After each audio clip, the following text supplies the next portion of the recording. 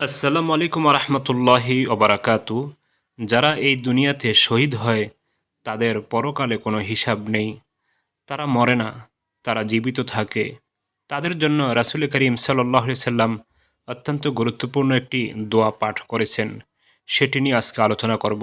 সুপ্রিয় দর্শক, সেই দোয়াটি বলার পূর্বে আমি সকলকে অবগতির জন্য বলছি, আমি আমার ইসলামিক লাইভ চ্যানেল আমার চ্যানেল মিলি এবং অন্যান্য চ্যানেলে যত সহিহ দোয়া দুরূদ জিকির তাসবিহ ও ইস্তেগফারের ভিডিও দিয়েছি সেগুলিকে একত্রিত করে একটি বই লিখেছি। বইটির নাম দিয়েছি কোরআন ও সহিহ হাদিসের ভিত্তিতে নববী দোয়া। বইটিতে রয়েছে প্রায় ৭০০টি দোয়া দুরূদ জিকির তাসবিহ ইস্তেগফার। প্রত্যেকটির আরবি বাংলা উচ্চারণ, অর্থ এবং সে সম্পর্কিত হাদিসের অর্থ, হাদিসের রেফারেন্স বিস্তারিতভাবে উল্লেখ করা হয়েছে। সুপ্রিয় দর্শক, শুধু তাই নয়, কোরআনুল কারিমে যত দোয়া ইস্তেগফার আল্লাহ রাব্বুল আলামিন উল্লেখ করেছেন সেগুলিকেও এই বইটির মধ্যে উল্লেখ করা হয়েছে। আশা করি আপনারা বইটি সংগ্রহ করবেন। বইটি সংগ্রহ করতে হলে স্ক্রিনে দেওয়া নম্বরে কল দিলে কুরিয়ারের মাধ্যমে আপনার হাতে পৌঁছে দেওয়া সম্ভব হবে ইনশাআল্লাহ।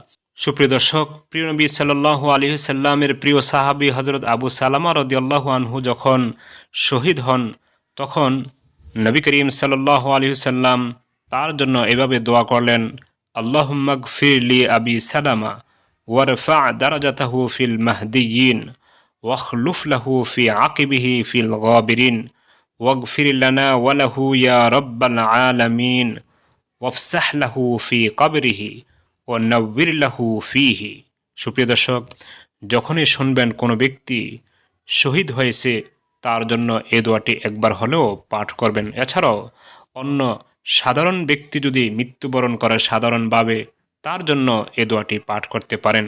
সুপ্রিয় দর্শক, তবে দোয়াটি পড়ার সময় একটু পরিবর্তন করতে হবে শুরুতে। সেটা হলো, যখন আপনি আল্লাহুম্মা গফিরলি বলবেন তখন আবি সালামা না বলে সেখানে কাঙ্ক্ষিত যে ব্যক্তির জন্য আপনি দোয়া করতেছেন, যে শহীদের জন্য অথবা যে মৃত ব্যক্তির জন্য দোয়া করতেছেন, সে ব্যক্তির নাম বলবেন। যেমন আল্লাহুম্মা গফিরলি আবি সালামা না বলে আপনি বলবেন আল্লাহুম্মা গফিরলি আবি রফিক অথবা আল্লাহুম্মা গফিরলি আবি সাইদ। এরপর বাকি যে অংশটুকু আছে দোয়ার সেভাবে পড়বেন।